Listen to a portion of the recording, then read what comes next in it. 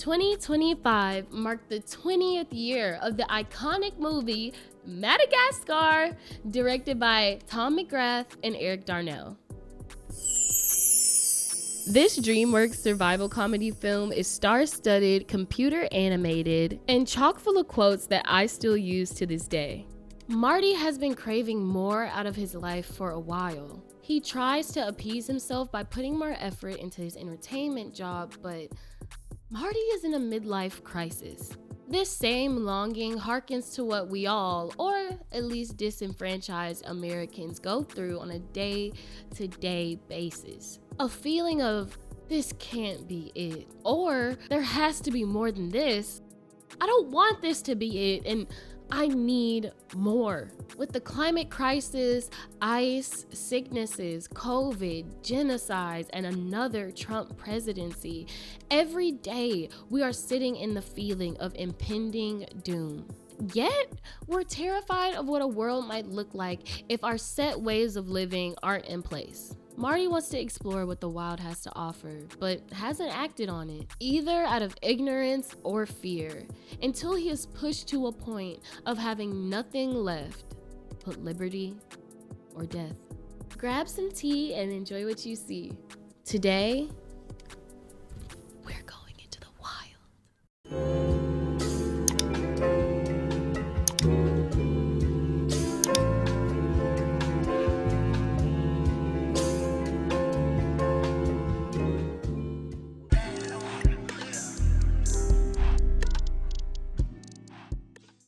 Another year goes round, and Marty is another year older, happy to be alive, but disappointed to be in the same place. When his daydream of sprinting through wide open spaces is interrupted, it sets in. Marty is 10 years old, which is equivalent to around 32 human years.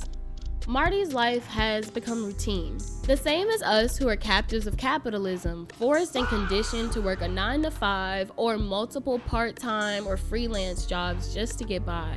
The zoo serves as a literal manifestation of this lifestyle, and Alex, Marty's best friend and egotistical devotee to performance, plays the manager, just, hyping everyone up for the shift. As Alex gauges his friend's moods towards work, we can gather that Gloria wants more rest, Melman is sick either physically or mentally, and Marty is apathetic. Before the zoo opens, Alex gives him an early morning birthday gift and a pre-show motivational talk. This is enough to carry Marty through a more interactive show to zoo patrons. Later in the day, visitors Kowalski, Private, and Rico let Marty in on their plan to escape to Antarctica. They tell him they don't belong here, and it's a whacked out conspiracy. You ever see any penguins running free around New York City? We don't belong here. It's just not natural. Critical thinking. The penguins can represent intentional, action-oriented organizers. They move quietly, invite people who seem interested, but don't harp on people who are not ready for change. Everyone has a role: intelligence, leadership, dismantling. After the work shift is over, Marty's discontent sets back in. Though he has heard stories and seen paintings, Marty doesn't even believe that the wild is a real place. It's really similar to how some people think a world where universal basic income and free food and shelter is just impossible. Is it really a waste of your tax dollars, or has your environment conditioned you to think that way? The zoo fully closes and the animals are given hearty meals and grade A treatment. Maybe as a way to suffice their need for wild open spaces, but Marty is still not satisfied. His friends throw him a surprise birthday party, and Marty's feelings are forced to be pushed back down. They sing happy birthday, and he makes his wish. Ignoring Marty's warnings of bad luck, he's peer pressured into telling them his wish, and they are frozen in fear. He reasons with them, saying, the penguins are doing it too, but Alex calls them psychotic. In general, a lot of radicalized figures have been labeled as crazy or over the top. One being Claudette Colvin, who at 15 team decided to take the life-threatening risk of refusing to give up her seat, sparking the Montgomery bus boycott, which happened 9 months later. When sharing ideas of liberation, people can resort to, yeah, that's not gonna happen, or that's cool, but do you think everybody is gonna do that? It can be hard to visualize something that you've never seen before, and it is very easy to underestimate the power of a few. So, Marty plants a seed. Doesn't it bother you guys that you don't know anything about life outside the zoo? Though this question is quickly answered now, you'll see how this seed begins to grow and sprout over the movie. Instead of providing any real answers, Alex's reaction exemplifies our addiction to convenience. His plea is that the wild doesn't have any T-bone steaks, which I mean, but the vibe is killed and the party is over. Gloria pushes Alex to probe further, so he tries to talk some sense into him. But Marty is yearning. He has a call of discovery, wanting to know his ancestry, even acknowledging that he lives within the veil. As Solon people, living within the veil can be a daily life experience, subconsciously or consciously, where we have to shift between two realities of life. Tea break, water break. There's more. Alex combats this self-discovery through reinforcing nationalism. His love for his hometown of New York and all the other grouchy animals in the zoo. That's not enough for Marty though. He gives Alex his final plea, asking, "Will you come to the train station with me?" It's shot down. Before they fall asleep, Alex asks Marty to turn off the jungle ambient music just for it to be replaced with much better. Marty walks on his treadmill, staring at the mural of the wild in front of his cage, with the ability to step over if he wanted to. At 11:25, Alex is abruptly awoken from a sex dream about steak from a frantic mailman who has found Marty's pen empty. In an attempt to go to Connecticut, where Gloria suggested there are wide open spaces, Marty is on his way to catch the train. Looking to find him, his friends rely on the system and call the police. But of course, it doesn't work. Again, as African American people, the system has failed us for so long, we are already prepared for irrational and or aggressive responses from the government and those in power.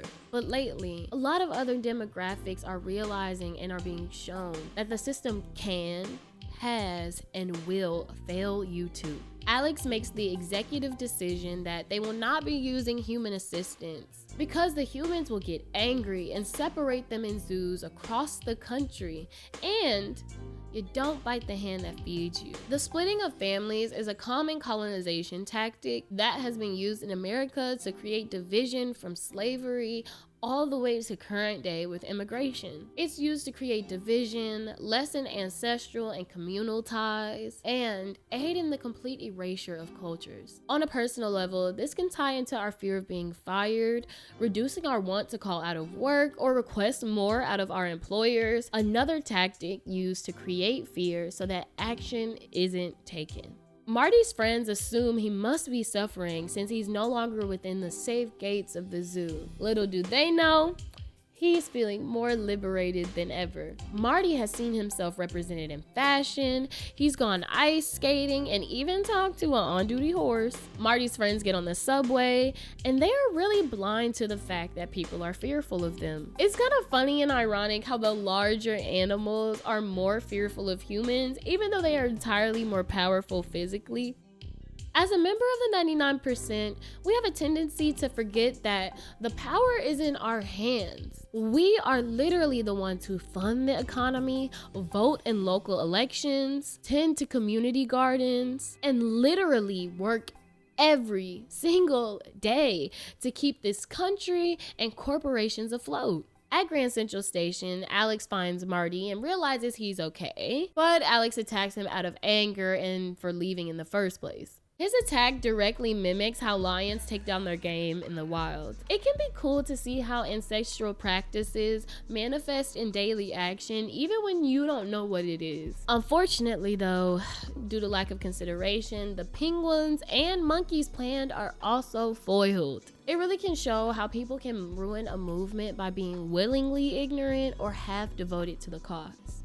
I did find it interesting how the monkeys are the least thought about in terms of other animals knowing and acknowledging their presence, but they escape in disguise the most human-like. In the chaos, Marty tries to de-escalate the situation between them and the police, but Alex silences him, assuming that he's the better speaker. There have been times where teachers or employers will talk over me or an associate or student who is advocating for themselves in the belief that they're more qualified to express the person's concerns, especially in the context of the person of power being white and the latter being a person of the global majority. Again, Alex lacks the self-awareness that he's a lion and how that is perceived. He's filled with disappointment when the police and people don't recognize him from the zoo. He performs his routine poses and waves, but they're shot. Gloria's breaking of the glass as the Statue of Liberty signifies the breaking of the veil, or a way of living being broken. Waking up in a box, due to animal rights organizers pushing for their release to a wildlife preserve, we see a press conference celebration. Alex gathers the strength to wave at everyone, but everyone runs in fear, even the animal advocates. He's then shot way more times than necessary and put back to sleep, though they're perfectly fine using his going away story for sympathy and attention, and who knows. The American media loves doing this to disenfranchised groups. So lawn people are plastered everywhere for their coolness and achievements, as long as it isn't too radical, too black, or makes anybody else uncomfortable, because then we're perceived as dangerous. Into the unknown! Into the unknown! Into the unknown! What is it? Into the unknown! I feel like I upped the key, but woo! Okay, the animals wake up in their boxes on a boat and reconnect with each other. Alex begins to immediately rant about how there was no way that New York would replace him. He'd been doing so great. He was the king of New York and loved by all his people. But Marty claims that the love is only because they didn't know who he really was. Regardless, they all blame Marty for biting the hand, except for Melman. Across the boat, the penguins are trying to locate where they are. The penguins, knowing their goals, escape and change the direction of the ship to Antarctica, even resorting to combat violence to make sure their goals are achieved. I'm not really going to say too much about that, but the boat does change course harshly, leaving Marty, Melman, Gloria, and Alex to fall off the ship's sides and separate on the water. Alex lands on a beach full of fear, longing, and calling out for his best friends.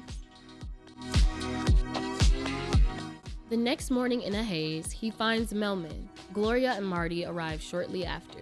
What begins as a run for embrace quickly morphs into Alex trying to fight Marty. Gloria and Melman transmute this energy into a group hug. Coming to their senses, they realize they have no idea where they are. With the lush greenery and clear waters, Melman concludes, this is the San Diego Zoo. Honestly, close enough. So far on the island, Alex immediately places himself back in the same hierarchical position as they were in New York. He leads the group to find the humans in charge. They pummel through the jungle and Alex is left to face its wrath. Marty, Gloria, and Melman find the source of the commotion. They don't immediately join the party, but they observe and discuss what they're seeing and how they might fit in. Finally, they notice Alex isn't behind them, but they are disrupted by a Fusa attack. Contrary to his friends, Alex marches right on in without any context of what's going on at the time. Presenting his signature smile, the Fusa run and cower in fear. King Julian calls our main group savages from the future, declaring that they will take their women and precious metals. Colonizers around the globe have been known to pillage and steal from those that they deem as conquerable. In order to test their level of violence, King Julian sacrifices Mort. Alex is once again shown that he scares people, regardless of his reputation or intention. Upon further inspection, the lemurs realize that these animals are non-threatening. King Julian, an actual king, sparks a lot of jealousy in Alex. After greeting them and explaining who and what the Fusa are, King Julian bestows our zoo animals with a name: the New York Giants. Our New York Giants ask where are the humans, and they are directed and shown a plane crash full of skeletons and informed that this is the wild. They all panic, except for Marty, who's gotten exactly what he wished for. Back at the beach, Melman hosts a funeral as he is expecting to die without his medication. The rest of them blame Marty for even being in this situation, so he tries to show them the good side of things. But Alex leads the group into separating themselves against Marty so that they can focus on rescue and getting back home to New York. Divide and rule is another colonization tactic that has been implemented across the globe. From the Latin phrase divide et impera, it is a strategy of governing colonial societies by systematically separating social and cultural groups, partly because those groups may otherwise unite and overpower the colonizing power. This has been implemented through the British enforced caste system in India and even featured in Niccolo Machiavelli's The Art of War. If Gloria and Melman see the beauty of the wild, Alex fears they may no longer see the joy or need to go back home. He builds a giant Statue of Liberty as an SOS, while Marty builds himself a bar. Melman struggles to make fire, and Alex refuses any help or use from Marty's wildfire, especially on Lady Liberty. This rhetoric can be linked all the way back to the white man's burden. I know you remember that from history class. The white man's burden is the colonial era idea that white men were burdened with bringing civilization to the uncivilized. A lot of this was dispersed through ads and messaging, incorrectly stating that non-white races were unclean and in need of better hygienic practices. And Alex doesn't want to blacken or tarnish his creation with wildfire. Doesn't that sound crazy? After a while, the New York team becomes successful, starting their own fire to use for a distress signal. Across the island, the jungle animals hold a meeting to discuss their relationship going further with the New York Giants and settle a plan to befriend them and gain protection from the Fusa. The animals of Madagascar seem to have a more town hall-like system of how they meet and discuss their concerns. Anyone can raise their hand and give opinions on what they feel like is best for their people or species. Maurice brings up how Alex rubbed him the wrong way and how the Fusa ran in fear after seeing him. But King Julius ignores this, and they begin their plan on befriending them. In history, we have seen examples where indigenous people try to warn and even protect others from the dangers of accepting colonizers and outsiders and their technology without a deep examination. But usually, those warnings go ignored. After too much failure and temptation, Melman and Gloria cross sides to Marty's side, but Alex is persistent on wanting to go home. Though after his help turns to hell, he gives in. I've always wondered why it'll take something personally impacting people before they decide to act or even show or create a deeper level of empathy with someone else's experience. With the Minneapolis murders, we are seeing so many cultures become privy to their close proximity to death through force, while Black Americans have grown accustomed to this danger, even to the point of developing our own rules regarding how we navigate police and other government entities. Once he crosses over, Alex is stunned by what Marty is able to create out of nothing. Throughout enslavement in America, my ancestors found ways to create long-lasting cultural recipes and practices with the leftover scraps that they were given. Extending an olive branch, Marty offers Alex some seaweed on a stick. Everyone loves it, but Alex is a carnivore. He still tries to be a good sport though. A big part of the natural aversion to a new economic system is the individual's capability to learn new concepts and adapt to change. Having an open mind and trusting in your community and those around you can really take you a long way. They let the stars sing them to sleep, and before they fully doze off, Marty promises Alex that he will find him a steak. In Alex's slumber, he is submerged in a pool of meat, but is awoken to Julia and Maurice observe this interaction, although they come to separate conclusions. On another note, the penguins have made it to Antarctica and they're underwhelmed. The next day, the New York Giants are surrounded by lemurs and they find themselves unveiled to the beautiful, wide, open spaces of Madagascar. The New York Giants finally give Marty the validation he deserves for wanting to come here. As they galvanize around, Alex has an awakening. He and Marty go full Tarzan mode and explore what the wild has to offer, while Gloria and Melman go full R&R. Alex, in a cultural exchange, shows the animals of Madagascar his zoo routine. But as he falls into character, he falls fully. In a lustful hunger, he bites his best friend in the rear. Due to this, Maurice explains what steak is and how any of them can be next. In the meantime, Alex has already fully reverted to his natural state and chases after Marty while everyone else runs off. King Julian throws a coconut at Alex's head and he is reverted from his trance-like state. Once he realizes what's happened, he isolates himself. When Alex can finally grasp the beauty of the wild, he's shown his own ferocious tendencies. The world is so vibrant and vast, and when your experience is framed as dangerous or like a burden, it can cause you to recluse. Nature can be so beautiful, yet so brutal at times. The zoo acted as a shelter, shielding him from his true nature. They addressed his short-term cravings, but steak still snuck out in his dreams. The other three are taught the same lesson as they try to prevent the inevitable. Or so we think.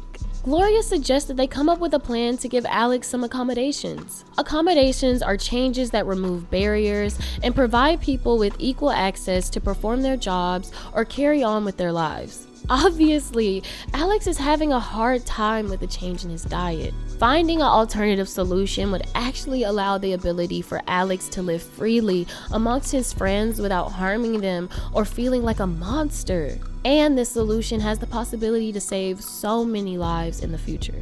As they ponder options, a loud horn blares. It captures Gloria and Melman's attention, and in that, Marty sneaks off to go save his best friend. Back on the shore, the penguins land and dock their boat safely. They then curate a plan to make sure Marty is alive and well. Their main objectives are embark into hostile environments, win the heart and minds of the native people, and building special tactile equipment. It's admirable how quickly the penguins are able to come up with a plan that addresses the big problem and the small problems in between as a group and individuals.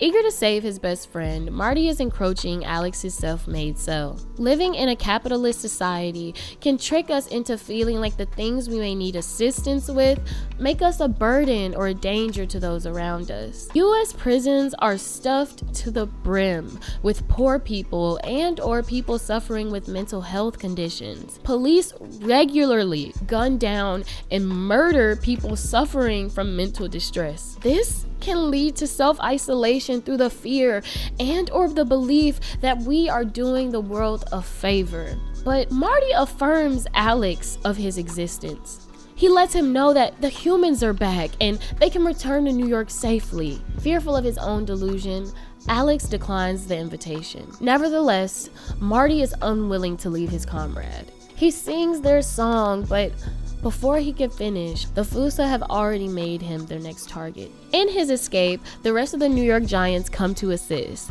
The Penguins have enacted their plan by creating a diversion. Moved by friendship and finally grasping his perception, Alex uses it to his advantage and saves all of his friends. Back at the beach, they celebrate their victory with the lemurs over dinner, and the penguins introduce Alex to sushi, and turns out he likes it more than steak. With innovation and accommodation, there are possibilities that we don't even know exist until someone else presents it to us, or we can view it through a new lens. And with that, the group decides that as long as they're together, it doesn't matter where they are. Deciding to return to New York, they load up the bus and say goodbye, even choosing to make some more stops along the way. Little do they know, the boat is out of gas. The wild may not be home yet, but it soon will be. Is it difficult for you to imagine a world without capitalism? Are there other parallels between today's society and the movie that you noticed but I didn't state? Please leave it in the comments. Y'all, we hit 300 subscribers. Oh my.